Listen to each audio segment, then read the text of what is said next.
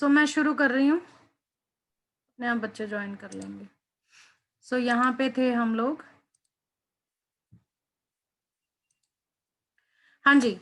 सो ये जो बेटा आपके पास ऊपर फोर्सेस का फॉर्मूला आया है, ठीक है, तो वो फोर्स के फॉर्मूला से हम फोर्सेस को कैलकुलेट कर लेंगे and then forces were plotted against Pauling scale, ठीक है, और पॉलिंग स्केल से हमारे पास जो प्लॉट आएगा, from those plots we Allred and Rochow ने एक फॉर्मूला दिया and that formula was this, that is x is equal to 0.359 into z star divided by r square plus 0.744. So from formula we can calculate the electronegativity of any element, ठीक है. So this formula was given by Allred and Rocco, ठीक है. अब इसके भी बहुत सारे disadvantages थी. इसका डिसएडवांटेज ये है कि covalent radii of many elements are not available. बहुत सारे एलिमेंट्स की कोवलेंट रेडियाई अवेलेबल नहीं है. Then Slater rules for calculating effective nuclear charge are empirical. वो सिर्फ एक इंपिरिकल फॉर्मूला था, दैट वाज नॉट प्रूव्ड, ठीक है, राइट. सो ये कुछ उसके ड्रॉबैक्स थे. उसके बाद चौथा स्केल जो है इलेक्ट्रोनेगेटिविटी का, फटाफट हम इसको करेंगे और उसके बाद आगे टॉप करेंगे. या मैं ये आपको होमवर्क दे दूं? चलो बता ही देती हूँ, छोड़ो. हाँ जी. सो चौथा scale of electronegativity is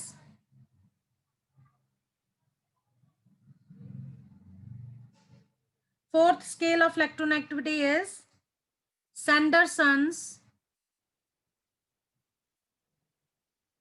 scale of electronegativity. इस टॉपिक को बेटा छोड़ना नहीं है, क्योंकि इसमें से पेपर में आ जाता है ये बोरिंग है लेकिन आ जाता है इसमें से भी. Electronegativity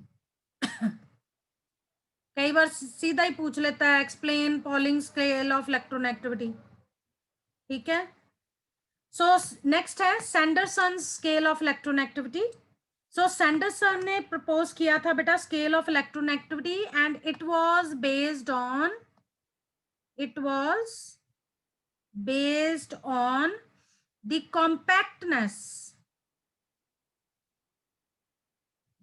on the compactness of electron clouds. Compactness of electron clouds around the nucleus. Around the nucleus, या हम इसको कहते हैं और average electron density of an atom. सो सैंडरसन ने ये स्केल ऑफ इलेक्ट्रोनेगेटिविटी दिया था. It was based on the compactness of electron clouds around the nucleus और average electron density of an atom, इसके बेसिस पे, ठीक है, या average electron density of an atom, कि एटम की एवरेज इलेक्ट्रॉन डेंसिटी कैसी है या उसकी कॉम्पैक्टनेस कितनी है इलेक्ट्रॉन क्लाउड्स की अराउंड द न्यूक्लियस. तो उसके बेसिस पे he gave average electron density of an atom and that is given by D. D is average electron density of an atom, which is equal to 3Z divided by 4 pi r square, where D क्या है, where D is electron, where D is average electron density, ठीक है. R is covalent radius and Z is nuclear charge and Z is nuclear charge, ठीक है, right. तो according to Sanderson, आप यहां लिख लीजिए प्लीज, क्योंकि ये सारा थ्योरेटिकल है तो मैं आपको साथ में लिख भी रही हूं. अकॉर्डिंग टू सैंडरसन, इलेक्ट्रोनेगेटिविटी, अब मैं थोड़ा शॉर्ट फॉर्म में लिख रही हूं, electronegativity is expressed as stability ratio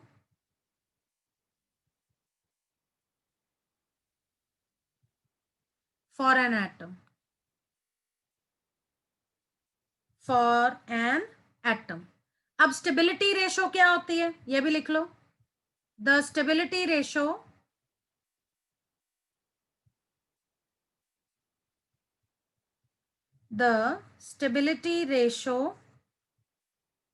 is defined as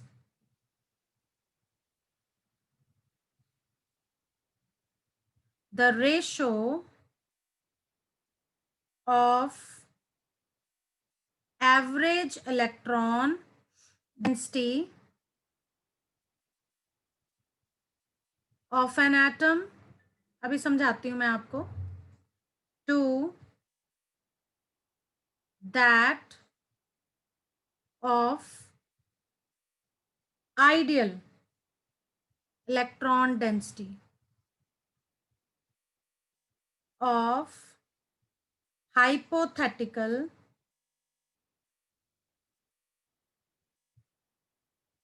isoelectronic inert gas.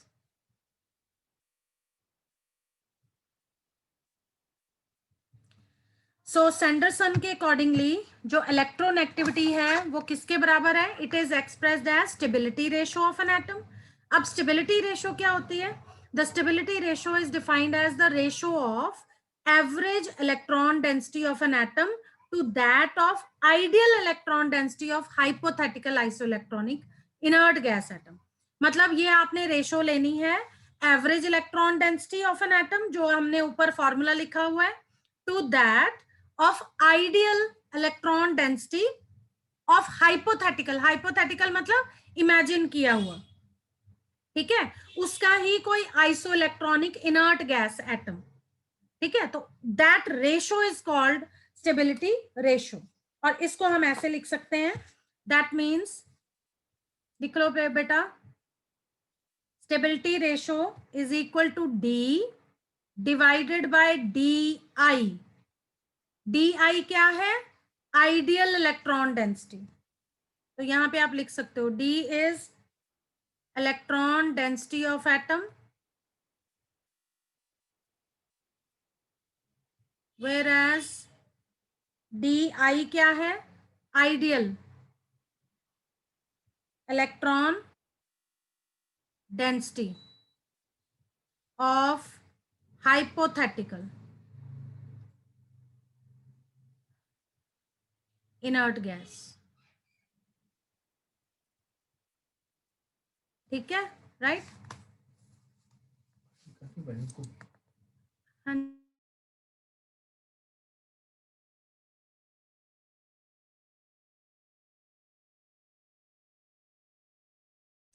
Right, ठीक है बेटे, इतना समझ में आया कि नहीं आया? Yes ma'am. Yes ma'am. ठीक है, सो ये बहुत सिंपल है, इसमें कोई इतना ज्यादा मुश्किल नहीं है. सो अगर आपको स्टेबिलिटी रेशियो ऑफ एटम भी पता लग जाए, सो स्टेबिलिटी रेशियो हमें क्या बताएगी? It is a measure of electronegativity. So according to Sanderson, stability ratio is the measure of its electronegativity. वो मैंने आपको पहले फॉर्मूला में भी बताया हुआ है, यानी डेफिनेशन में भी बताया है, राइट? और अगर हमें स्टेबिलिटी रेशियो की वैल्यूज मिल जाए which are similar to electronegativities, values obtained by Pauling. तो जो स्टेबिलिटी रेशो की वैल्यूज सैंडरसन ने दी, that was similar to the electronegativity values which was given by Pauling. ठीक है, तो पॉलिंग के साथ इसकी वैल्यूज मिलती जुलती थी. और अगर हम दोनों को एडजस्ट करें, पॉलिंग इलेक्ट्रोनेगेटिविटी को भी और स्टेबिलिटी रेशो को भी, यहाँ पे एक लाइन आप लिख ही लो, नहीं तो आपको ना ये बात समझ में नहीं आएगी. सो ये लाइन आप लिख लीजिए यहाँ पे, stability ratio of an atom is a measure of it's electronegativities, right? And stability ratio values are similar to electronegativity values obtained by Pauling. Obtained by Pauling. Right. So यहां से हमारे पास एक फॉर्मूला आ गया, that is x raise to the power 1/2 is equal to 0.21 stability ratio plus 0.77. ये formulas आपने कहीं यूज नहीं करने, ये इनको बस थ्योरेटिकली ये याद रखना है कि कौन सा फॉर्मूला किसने दिया था for scale of electronegativity. So this scale of electronegativity was given by Sanderson. Is it okay? ठीक है. लेकिन इन चार Yes, ma'am. तो स्केल ऑफ इलेक्ट्रोनेगेटिविटीज हैं. इन चारों स्केल ऑफ इलेक्ट्रोनेगेटिविटी में से सबसे मोस्ट पॉपुलर जो है that is polling scale of. ठीक है, राइट. सो ये थे पांचवा, हमें करने की जरूरत नहीं है. अब मैं आपको फटाफट बताती हूँ फैक्टर्स अफेक्टिंग इलेक्ट्रोनेगेटिविटी. कौन कौन से फैक्टर्स हैं जिनके ऊपर इलेक्ट्रोनेगेटिविटी डिपेंड करती है. ठीक है. सो नेक्स्ट पॉइंट है हमारा अब फैक्टर्स अफेक्टिंग. स्केल खत्म हो गए, बोरिंग पार्ट खत्म हो गया. ठीक है. अब हम आगे चलते हैं. Factors affecting electronegativities. So electronegativity कौन कौन से फैक्टर्स के ऊपर डिपेंड करेगी. तो सबसे पहला फैक्टर है बेटा, first factor is oxidation state. Oxidation state, right. So जो इलेक्ट्रोनेगेटिविटी है वो ऑक्सीडेशन स्टेट के ऊपर भी डिपेंड करती है. ठीक है. सो अगर ऑक्सीडेशन स्टेट इंक्रीज होगी, पहले मुझे बताओ आपको पता है ऑक्सीडेशन स्टेट क्या होती है. What is oxidation state? किसी को पता है what is oxidation state? Ma'am charge on an atom. हाँ ठीक है, चार्ज ऑफ एटम, बिल्कुल सही है, राइट. ऑक्सीडेशन स्टेट किसी एटम के ऊपर जो चार्ज प्रेजेंट होता है, वैसे आप उसको वैलेंसी भी बोलते हो, लेकिन वैलेंसी और ऑक्सीडेशन स्टेट में फर्क होता है. एक्चुअली ऑक्सीडेशन स्टेट होती है the residual charge present on an atom when all the other atoms are removed from it as ions. किसी फॉर्म कंपाउंड में, किसी मॉलिक्यूल में, किसी एटम के ऊपर वो रेजिडुअल चार्ज जो प्रेजेंट होता है, जब हम उसमें से बाकी एटम्स को आयंस की फॉर्म में निकाल दें तो उसके ऊपर जो बचा हुआ चार्ज होता है उसको हम कहते हैं ऑक्सीडेशन स्टेट. ठीक है. तो जैसे जैसे बेटा ऑक्सीडेशन स्टेट इंक्रीज होगी, oxidation state increases, electronegativity increases. ठीक है. अगर ऑक्सीडेशन स्टेट इंक्रीज हो रही है तो इलेक्ट्रोनेगेटिविटी भी इंक्रीज होगी. मतलब अगर एक एटम के ऊपर उसका ऑक्सीडेशन स्टेट है +2, फॉर एग्जांपल आयरन, एक है +2, एक है +3, तो अगर मैं आपसे पूछूं दोनों में से कौन ज्यादा इलेक्ट्रोनेगेटिव होगा? हाँ जी बताओ. सेकंड वाला. हाँ, तो जिसकी ऑक्सीडेशन स्टेट ज्यादा होगी, राइट, तो उसकी इलेक्ट्रोनेगेटिविटी भी इंक्रीज होगी. So as oxidation state increases या चार्ज कह लो इंक्रीजेस, सो इलेक्ट्रोनेगेटिविटी भी इंक्रीज होगी. लेकिन ये कॉन्सेप्ट किसके लिए है? For positive oxidation state. Positive oxidation state. अगर नेगेटिव ऑक्सीडेशन स्टेट बढ़ रही है देन इलेक्ट्रोनेगेटिविटी डिक्रीजेस. ठीक है. अगर पॉजिटिव ऑक्सीडेशन स्टेट इंक्रीज हो रही है तो इलेक्ट्रोनेगेटिविटी इंक्रीज होगी, क्योंकि उस एटम की और टेंडेंसी बढ़ेगी to attract the shared pair of electrons towards itself. For example, अगर हमारे पास एक कंपाउंड है जिसमें क्लोरीन एटम है और उसकी ऑक्सीडेशन स्टेट है प्लस, एक है जिसमें उसकी है +3, एक है +5, एक है जिसमें उसकी ऑक्सीडेशन स्टेट है +7, तो एज ऑक्सीडेशन स्टेट इंक्रीजेस, क्योंकि पॉजिटिव ऑक्सीडेशन स्टेट इंक्रीज हो रही है तो इलेक्ट्रोनेगेटिविटी इंक्रीज होगी. सो इलेक्ट्रोनेगेटिविटी इंक्रीजेस, राइट. ठीक है. लेकिन अगर किसी के ऊपर माइनस ऑक्सीडेशन स्टेट है, -1, और फिर -3 हो गई या -5 हो गई, फिर नहीं इंक्रीज होगी, फिर वो डिक्रीज होगी. ठीक है. फिर इलेक्ट्रोनेगेटिविटी इस तरफ चलेगी, सॉरी, राइट. फिर इलेक्ट्रोनेगेटिविटी डिक्रीज होगी, इलेक्ट्रोनेगेटिविटी डिक्रीजेस, राइट. सो अगर पॉजिटिव ऑक्सीडेशन स्टेट बढ़ रही है इलेक्ट्रोनेगेटिविटी इंक्रीज होगी, अगर नेगेटिव ऑक्सीडेशन स्टेट बढ़ रही है तो इलेक्ट्रोनेगेटिविटी डिक्रीज होगी, राइट. ठीक है. सेकेंड फैक्टर है दैट इज, सॉरी बहुत डिस्टर्बेंस आ रही है आप लोगों को, डिस्टर्बेंस हो रही है बेटा पीछे? हाँ हाँ जी, क्या कह रहे हो? ठीक है कि मैम नहीं हो रही? ठीक है। अच्छा ठीक ठीक है. सो सेकेंड फैक्टर है बेटा यहाँ पे एक और एग्जांपल भी दिया हुआ है, जैसे मैंने आयरन और +2 +3 का बताया था, इसी तरह से मॉलिब्डेनम का भी बताया हुआ है, राइट. मॉलिब्डेनम का अगर +2 चार्ज है, +3 चार्ज है, +4 चार्ज है,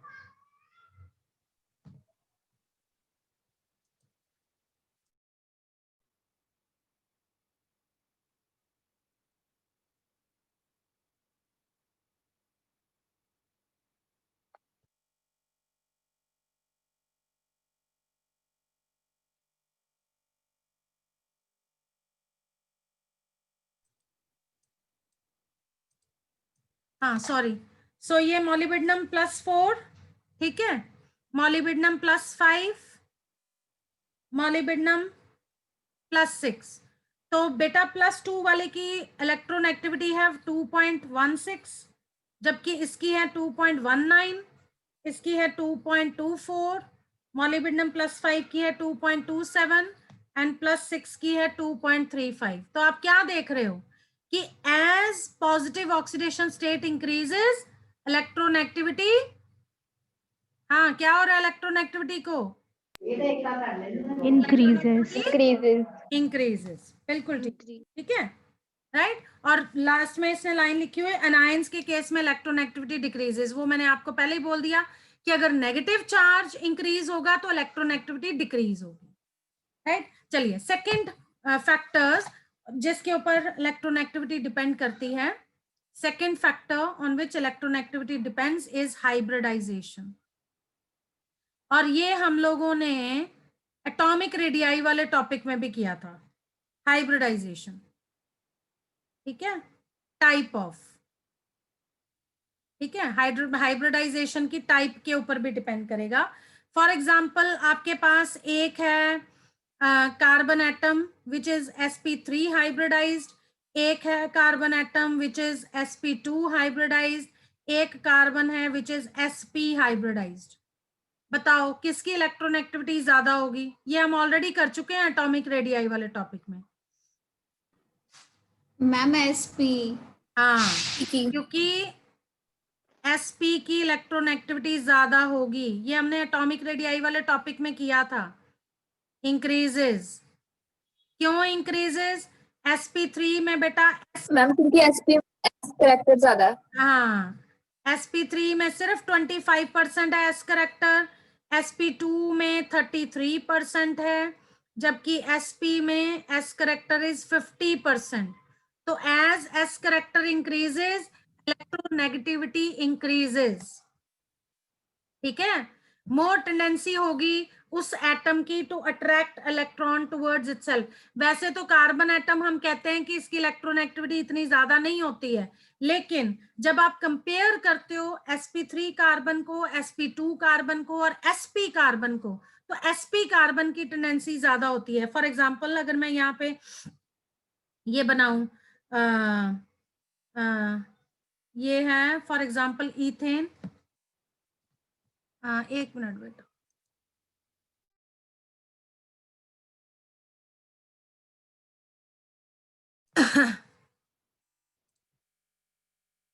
हाँ जी, राइट। सो अगर मैं यहाँ पे ये बना रही हूँ इथेन, ठीक है, स्ट्रक्चर, तो यहाँ पे हर एक कार्बन और हाइड्रोजन के बीच में जो बॉन्ड है, ठीक है, उसमें से कार्बन हाइड्रोजन से अपनी तरफ इलेक्ट्रॉन्स नहीं खींच पाएगा क्योंकि उसकी इलेक्ट्रोनेगेटिविटी इतनी ज्यादा नहीं है, हाइड्रोजन के आसपास ही है, राइट।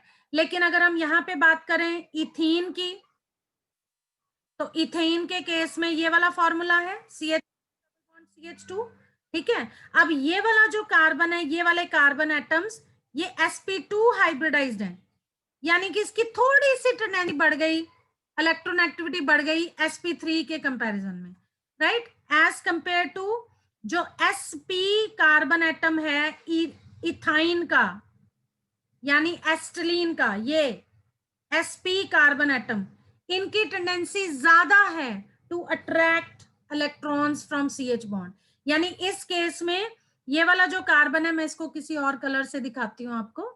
सो ये वाला जो कार्बन है, now this carbon has more tendency to attract electron, तो ये CH बॉन्ड के इलेक्ट्रॉन्स अपनी तरफ खींचेगा because it is more electronegative. समझ में आया? तो अगर हम तीनों के केस में कार्बन एटम ही है ना, लेकिन तीनों की इलेक्ट्रोनेगेटिविटी डिफरेंस हो गई, राइट। सो Cp कार्बन की electronegativity will be more than Cp2 carbon, Cp2 नहीं सॉरी Sp2, और sp3 कार्बन से उससे भी ज्यादा। Is it okay? समझ में आ गया इतना? Yes ma'am. ठीक है, आगे चलिए। Yes ma'am. चलो नेक्स्ट शीट लेती हूँ क्योंकि ये शीट मेरी भर गई है। मैं आप लोगों को इसका PDF दे दूंगी, मुझे याद ही भूल जाता है। चलिए नेक्स्ट ले लेते हैं। वैसे थक गई मैं बहुत ज्यादा बोल बोल के। चलिए नेक्स्ट पॉइंट है, तीसरा फैक्टर है नेचर ऑफ सब्स्टिट्यूएंट। तीसरा फैक्टर जिसके ऊपर इलेक्ट्रोनेगेटिविटी डिपेंड करती है, that is nature of substituent.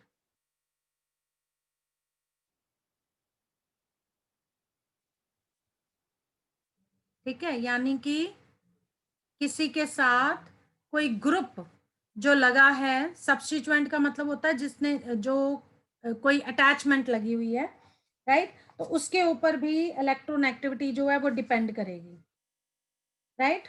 So electronegativity depends upon the group which is attach to a particular atom, उसके नेचर के ऊपर डिपेंड करेगी। फॉर एग्जाम्पल, मैं एग्जाम्पल लेके आपको समझाती हूँ। फॉर एग्जाम्पल, अगर किसी एटम के साथ लगा हुआ है ये वाला ग्रुप CH3, यहां लगा है CCl3, यहां लगा है CF3, तीनों में से किसकी इलेक्ट्रोनेगेटिविटी ज्यादा होगी? तीनों में से किसकी इलेक्ट्रोनेगेटिविटी ज्यादा होगी? बताओ जरा जल्दी से। CF3। हाँ जी, हम CF3। CF3। क्यों? CF3 क्यों बताओ? हम फ्लोरीन। फ्लोरीन। हाँ, वो इलेक्ट्रोनेगेटिव है। यस। सो इन तीनों की अगर हम इलेक्ट्रोनेगेटिविटी का कंपैरिजन करें तो जो मिथाइल ग्रुप है उसकी इलेक्ट्रोनेगेटिविटी है 2.3, जो ट्राइक्लोरो मिथाइल ग्रुप है उसकी है 3.3, और जो CF3 है इसकी है 3.35। क्या रीजन है? Because fluorine is most electronegative. Negative. ठीक है, सो फ्लोरीन एटम जो लगा हुआ है it is most electronegative. So fluorine is more electronegative than chlorine than hydrogen. तीनों का कंपैरिजन कर रहे हैं ना, उसके हिसाब से।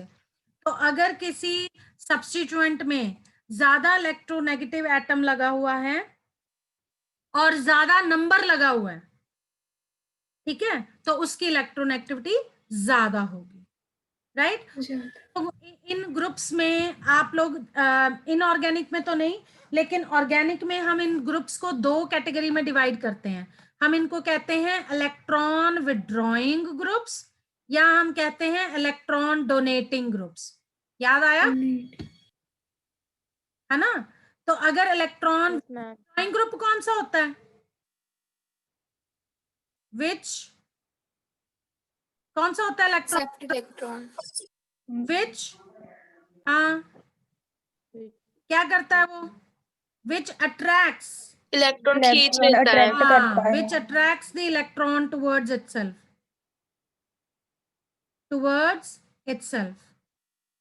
और इलेक्ट्रॉन डोनेटिंग कौन सा होता है? which gives electron मैम जो इलेक्ट्रॉन डोनेट करता है। Donates the electron. which gives or donates Donates the electron. electrons। ठीक है, तो इस तरह से भी हम लोग कह सकते हैं। तो इसका मतलब है अगर किसी एलिमेंट के साथ या किसी एटम के साथ अगर कोई इलेक्ट्रॉन विड्रॉइंग ग्रुप लगा है तो वो उसकी इलेक्ट्रॉन एक्टिविटी को बढ़ाएगा। अगर वो इलेक्ट्रॉन डोनेटिंग ग्रुप लगा है तो वो उसकी इलेक्ट्रॉन एक्टिविटी को कम करेगा। ठीक है, तो ये थे factors which affect electron activity. और पीरियड और ग्रुप में शायद मैंने बता दिया था इलेक्ट्रॉन एक्टिविटी का ट्रेंड। इन अ पीरियड बताया था कि नहीं? Yes, मैम बता दिया था। When we move in a period, हाँ, जब हम पीरियड में मूव करेंगे इलेक्ट्रोनेगेटिविटी इंक्रीज होती है, increases. And when we move in a group, अगर हम ग्रुप में मूव करते हैं तो इलेक्ट्रोनेगेटिविटी क्या होती है? डिक्रीज। डिक्रीज। डिक्रीज। ठीक है, तो ये हाँ ये इसमें सिंपल ही है। राइट, आज इतना बहुत है, मैं थक गई हूँ। Yes, ma'am, both. Yes ma'am. बहुत है ना, मैंने भी ज्यादा ये जोर लगा लिया थोड़ा सा। थोड़ा मैं ठीक हो जाऊं फिर और अच्छे से पढ़ाऊंगी। आज मैं थोड़ा सुस्तुओं की तरह मैंने पढ़ाया, मेरे से बोला नहीं जा रहा था, पर फिर भी मैंने देखो कितनी आवाज निकाली है आज। ठीक है, अच्छा कोई क्वेश्चन पूछना हो आप लोगों ने? आज का जो ये था स्केल ऑफ इलेक्ट्रोनेगेटिविटी, ये सबको समझ में आ गया? ये थोड़ा थ्योरेटिकल ही है, थोड़ा आप खुद भी बाद में दोबारा रिवाइज करना, अगर ना कोई स्टेप पता लगे तो पूछ लेना। हाँ जी, ये समझ में आ गया सबको? Yes, ma'am. Yes ma'am. Yes, ma'am. ठीक है, अच्छा बेटा एक प्लीज, मैंने आप लोगों के साथ गूगल शीट शेयर की थी, उसमें अपने अपने प्रोजेक्ट्स लिखो बच्चे। आप लोगों ने उनकी वीडियोस बना के भेजनी है और नंबर लगने हैं उसके, वो प्रोजेक्ट के नंबर लगाने हैं हमने। इंटरनल कौन सा असाइनमेंट होनी है। हाँ जी, क्या मैम ग्रुप में चेक किया है? क्या क्या क्या कह रहे हो? समझ नहीं आया। ग्रुप में दोबारा शेयर कर दूं? हाँ यस मैम, ग्रुप में भी शेयर कर देना। अच्छा, हाँ गूगल शीट में दोबारा शेयर कर दूंगी ग्रुप में, लेकिन थोड़े लॉजिकल होने चाहिए एक्सपेरिमेंट्स, है ना? बिल्कुल ही नहीं कि जैसे एक दो बच्चों ने पहले मुझे दिया था सजेशन, बैलून्स फुलाना डिफरेंट तरीके से, ये कोई एक्सपेरिमेंट नहीं है। ठीक है, तो एक्सपेरिमेंट्स प्लीज थोड़े लॉजिकल हो और कुछ हो भी उनमें, राइट? और जो आप लोग घर में बैठे ही कर सकते हो, आपके मटेरियल्स जो घर में ही हो, जिसमें केमिस्ट्री इन्वॉल्व हो, तो ऐसे कुछ आपने करने हैं प्रोजेक्ट्स। अपने आइडियाज लेके आओ, इंटरनेट से ढूंढो, जहां से मर्जी जैसे मर्जी कर लो। ठीक है, राइट? चलो बस करूं फिर मैं? ठीक है, यस मैम। बस एक टॉपिक रह गया आपके चैप्टर का, ये चैप्टर खत्म हो जाएगा, मंडे को खत्म करा दूंगी इसको मैं। और हाँ बस एक टॉपिक रहता है, तो मंडे ये खत्म हो जाएगा, उसके बाद मैं इसका टेस्ट लूंगी। तो मैं इसका क्विज बना लूंगी और आप लोगों ने वो टेस्ट अटेम्प्ट करना है। ठीक है, alright? Ma'am second chapter. Second chapter का ओके मैम। पहले लेंगे, उसके बाद फिर फर्स्ट चैप्टर का और सेकंड चैप्टर का इकट्ठा भी लेंगे, लेकिन पहले सिर्फ सेकंड चैप्टर का। Is it okay? ठीक है बेटा, यस मैम। ओके बेटा, bye, take care, thank you ma'am. Thank you बेटा, thank you, love you all, bye. ठीक है। थैंक यू बच्चे, थैंक यू।